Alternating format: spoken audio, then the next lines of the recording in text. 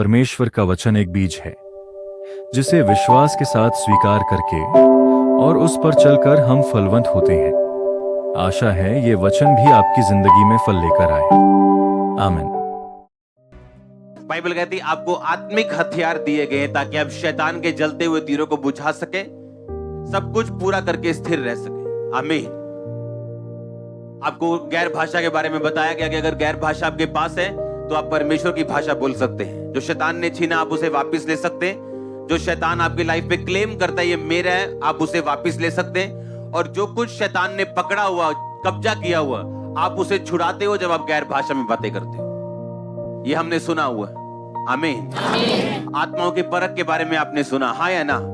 जब एक व्यक्ति को आत्माओं की परख होती है वो अपनी लाइफ की हर सिचुएशन के पीछे ये जान सकता है कि मेरी लाइफ में ये घटना हो रही है जिससे मैं निकल रहा हूं, इसके पीछे कौन सा आत्मा काम कर रहा है। बाइबल कहती परमेश्वर ने इसहाक को अपने मन मुताबिक, उसकी लव मैरिज नहीं हुई, अरेंज मैरिज हुई, और उसके बाप का नौकर उसके लड़की ढूंढने के लिए गया और उसने कहा कि परमेश्वर जो कोई इस कुएं के पास लड़की आके मुझे पानी पिलाएगी और मेरे ऊंटों को भी पिलाएगी वो तेरी ओर से होगी। और बाइबल कहती वो लड़की आई और उसने इसहाक के लिए उसने पत्नी चुना और इसहाक को बताया कि ये परमेश्वर ने भेजा। और बाइबल कहती फिर भी 20 साल उसकी पत्नी बांझ रही। क्यों? अगर इसहाक ये बात जानता था कि मेरा बाप, मेरी मां भी मुझे 90 साल में जन्मा था और उसे उसकी आत्मा मालूम थी कि ये स्पिरिट है जिससे मुझे कवर करना है, जिससे मुझे आजाद होना है। और इसीलिए बाइबल कहती है वो शाम को परमेश्वर का ध्यान करने के लिए मैदानों में जाया करता था। हालेलुया। मैदान में क्यों? उसे मालूम था ये एक स्पिरिट है, ये एक कर्स है, मुझे इससे आजाद होना है तो मुझे परमेश्वर के नजदीक होना है। मैं वो गलती नहीं करूंगा जो मेरे बाप ने की कि इश्माइल को पैदा कर दिया। मैं उस पवित्रताई पे और परमेश्वर की प्रतिज्ञा पे खड़ा रहूंगा और उस आत्मा को फॉलो नहीं करूंगा जो गलत आत्मा को मेरे बाप ने फॉलो किया, और जो सही आत्मा को मेरे बाप ने फॉलो किया, जो गलती उसने नहीं की मैं उसको अब फॉलो करूंगा। आमीन। आपको समझ आ रही कि नहीं? जब आपको अपनी लाइफ की सिचुएशन के पीछे आत्माओं की परख होती है, आप समझ जाते कौन सा आत्मा काम कर रहा है। औरत में कोई कमी नहीं, लेकिन उसका हस्बैंड उससे कम सुंदर औरत के साथ फंसा हुआ है। और जब वो अपने घर वालों पे ध्यान दे, उसकी नानी भी यही प्रॉब्लम में थी, उसकी माँ को भी ये प्रॉब्लम रही, अब उसको ये प्रॉब्लम रही। प्रॉब्लम आप में नहीं, प्रॉब्लम उस आत्मा में है जो आपके पीछे है। और जिस दिन आप उस आत्मा को पकड़ लेते हो आपका हल होता है। आप समझ रहे हो कि नहीं? आपको मालूम होता है कि प्रार्थना में जब जाना है तो कौन सी आत्मा को डांटना है।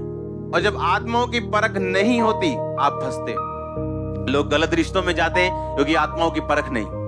अगर आत्माओं की परख हो तो आप सही रिश्ता पकड़ लोगे, सही बिजनेस पकड़ लोगे, सही लोगों को पकड़ लोगे, क्योंकि जैसी आपकी संगति होगी वैसे आप होंगे।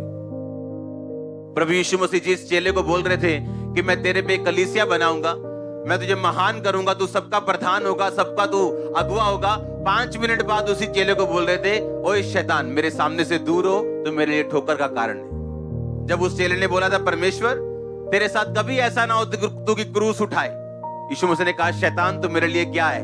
ठोकर का कारण है। आत्माओं को परखना। जब आप आत्माओं को नहीं परखेंगे हम सफर करेंगे। क्रिश्चियन लोग भी सफर करेंगे। एक अच्छा फौजी भी मर जाता है अगर उसके पास हथियार ना दिए जाएं तो, और एक बुरा फौजी जीत जाता है जो हथियारों के साथ लड़ता है। आप समझ रहे मेरी बात को? एक क्रिश्चियन होने के नाते, एक मसीह होने के नाते परमेश्वर ने आपको अकेला नहीं छोड़ा, निहत्था नहीं छोड़ा। बाइबल कहती परमेश्वर ने आपको आत्मिक हथियार दिए हैं ताकि आप उन हथियारों का इस्तेमाल कर सकें, अपनी लाइफ को बेटर के बाद बेस्ट कर सकें। और परमेश्वर ने आपको अकेला नहीं छोड़ा। वो नहीं चाहता कोई भी विश्वासी जो है, इसीलिए तो चर्चिस है। अगर आज आपने उद्धार पा लिया, आपने आज बैप्टिज्म ले लिया, आपने लंगड़े जलते देखे, अंधों को आंखें देखी कि हाँ भी यीशु मसीह जीवित परमेश्वर में विश्वास करता हूं, अगर उद्धार पाना ही लास्ट है तो आपका काम खत्म हो चुका। फिर चर्च में हम क्या कर रहे हैं? बाइबल कहती परमेश्वर ने चर्च में प्रेरित, भविष्यद्वक्ता, पास्टर्स, टीचर्स, इवेंजलिस्ट ठहराए ताकि लोग उन्नति करें, यानी वो आत्मिक हथियारों से इक्विप्ड हों, आत्मिक हथियारों से भरे और अपनी लाइफ में जीत के साथ वापस आए और उनको देख के दूसरे लोग भी बचाए जाए। ये परमेश्वर की मर्जी है, इसलिए आज आप चर्च में बैठे हो, हाँ या ना? और परमेश्वर यही चाहता है कि जो चर्च का काम है, जो मिनिस्ट्री का काम है, जो सेवकों का काम है, वो ये है कि आपको उन आत्मिक हथियारों के बारे में बताना, आत्मिक अधिकारों के बारे में बताना, ताकि आप अपनी लाइफ में निहत्थे ना रहें और शैतान के हाथों से सफर ना करें। 2005 में 4-5 में एक लेडीज में से, जो अन्य जातियों में से आई थी, दुष्ट आत्मा निकाल के, जब मैं वापिस जा रहा था अपने काम को, उस टाइम मैं अपना काम करता था, बिजनेस में था, तो मेरा ड्राइवर जो था, दुष्ट आत्मा ने मुझ पे अटैक किया और बोला इस ड्राइवर को गालियां निकाल। एकदम से मुझ पे उसी दुष्ट आत्मा का अटैक हुआ जिसको मैं निकाल के आया था। और पवित्र आत्मा ने मुझे बोला, अगर तू दुष्ट आत्मा की बात को सुनेगा, अपने मुंह से उसकी बातों को निकालेगा या दुष्ट आत्मा के प्रभाव में रहेगा, ये शैतान तुझे कभी छोड़ के नहीं जाएगा। क्योंकि बाइबल कहती, देखो मैंने तुम्हें सांपों और बिच्छुओं को रौंदने का क्या दिया? अधिकार दिया, किसी भी वस्तु से तुम्हें हानि। अब ये वचन मेरे लिए हथियार तब है अगर मैं इस वचन को इस्तेमाल करता हूं। आपके घर में चाकू अपने आप नहीं चलता, मोटर अपने आप नहीं चलती, आपको कुछ बटन दबाने पड़ते हैं, कुछ ऑपरेट करना पड़ता है, हाँ या ना?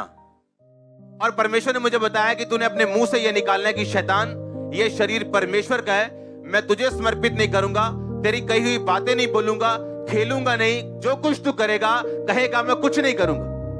और मैंने अपने मुंह से निकालना शुरू किया इन सब शब्दों को, और वो शैतान कभी वापस नहीं आया। और सोचो, अगर मुझे हथियारों के बारे में, वचन के बारे में मालूम ना होता, तो आज मैं यही बोलता कि मैंने एक दुष्ट आत्मा निकाली थी, उसके बाद मुझ पे अटैक हुआ, अब मेरी लाइफ ऐसी। जैसे बहुत सारे विश्वासी आज कहते हैं कि जब से मैंने ये काम किया था, मुझे ये प्रॉब्लम हो गई थी, उसके बाद हम कभी नहीं उठे। आपको अपने आत्मिक हथियारों का यूज करना है, एक जेलसी, एक पवित्र जेलसी के साथ, और आप देखेंगे शैतान को घुटना टेकते हुए। और आपका आमीन छोटा चर्च। मैं आशा करता हूं कि ये वचन आप सभी को ब्लेस किया हो। चैनल को सब्सक्राइब करें, वीडियो को लाइक और शेयर करें, ताकि इन वचनों के बीच के द्वारा और भी लोग आशीषित हो सके। प्रभु यीशु मसीह के नाम में आमीन।